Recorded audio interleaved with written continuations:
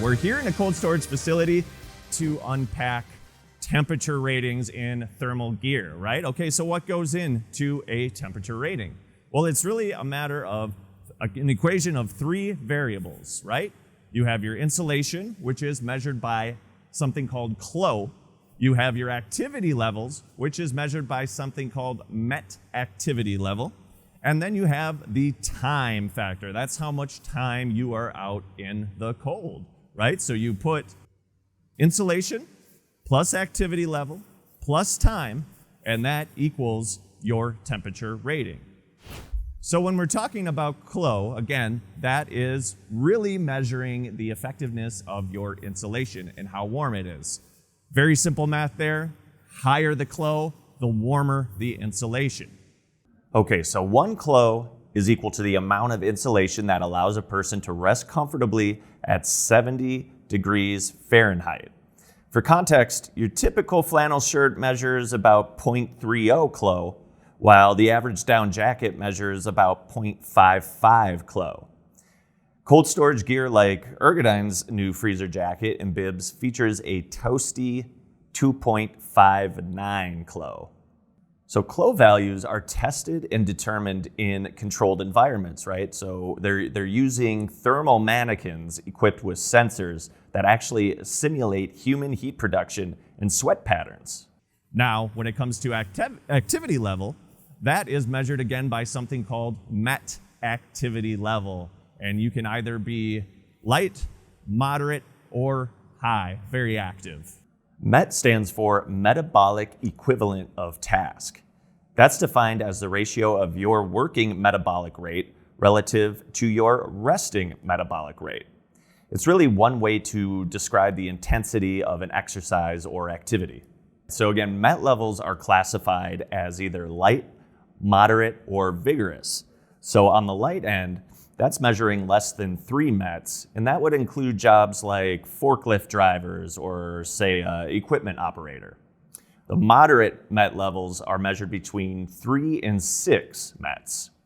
On the moderate side, you would have your pickers and packers and maybe delivery folks.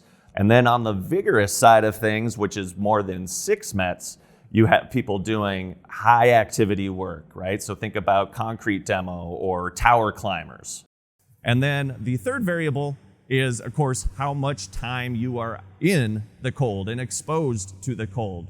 The longer you're in the cold, your temperature rating is going to dip. Okay, so there you have it. Insulation plus activity plus time. Put them together, and what have you got? Put them all together and you've got your comfort equation, right? Good basis for temperature ratings. But it's not that easy. There's a whole host of other variables that go into affecting the thermal performance of any sort of garment. And to sort of help parse out those variables, we brought in our expert, Claudia Weber. She is part of the Ergodyne innovation team charged with designing and testing our thermal work gear. Welcome, Claudia. Hi, thanks for having me. It's a pleasure to have you. So why isn't it that easy, right? If something is rated to -50, why can't we just bank on that?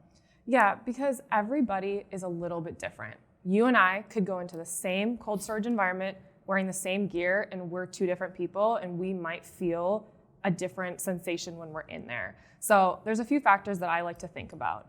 One is, how old are you? So somebody who is older is actually more at risk for having a cold-related illness. Okay.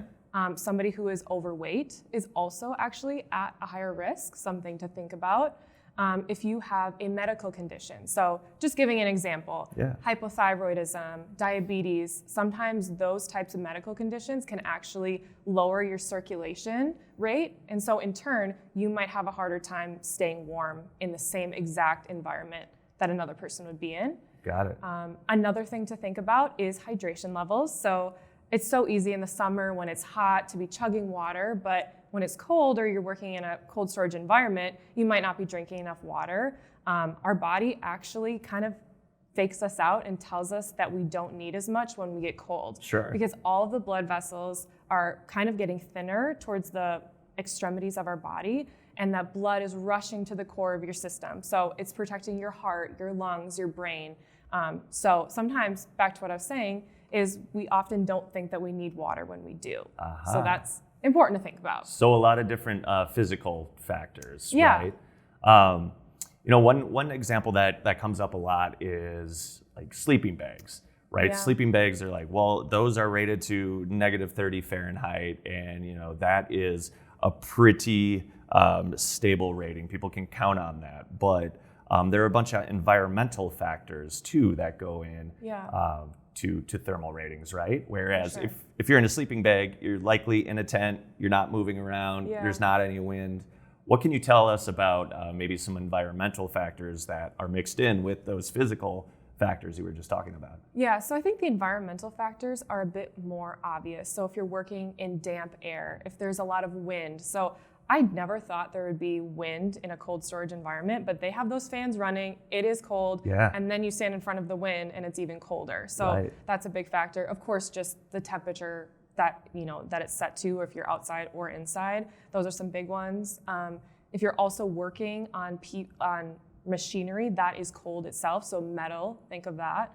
Those are just some environmental factors. So you kind of need to combine the personal as well as the environmental when considering how is it going to affect you as a person. Yeah, absolutely. That makes a lot of sense. And I don't want to forget too, also, if you don't get enough sleep or you're drinking, you're boozing hard the night before, you took drugs, that can definitely affect how you feel the next day as well. Because drugs are bad, okay? Okay.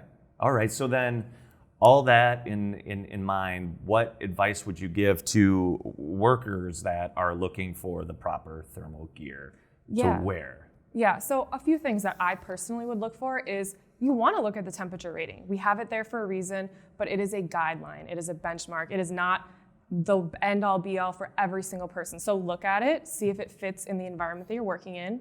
2 is use this garment and try to test it. Bring it to your facility, see if it works for you.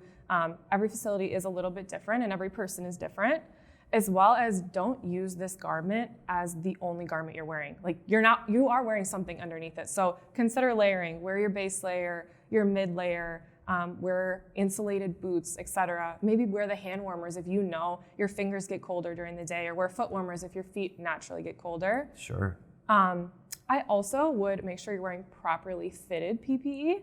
So let's say you're the last worker, you grab the jacket and it's 3 sizes too big. Well, it's gonna be baggy. You're gonna get a ton of wind and air going through, your garment. And in turn, you're probably gonna be colder than the rest of the workers. So make sure it fits properly. All right. I think that's some pretty good advice for the folks out there. Once again, I want to thank you all for watching, listening. If you're listening to this on Spotify or Apple, please do remember that you can catch a video version of this on YouTube or Ergodyne.com. Thanks again, everybody, for watching, listening, and stay safe out there, people.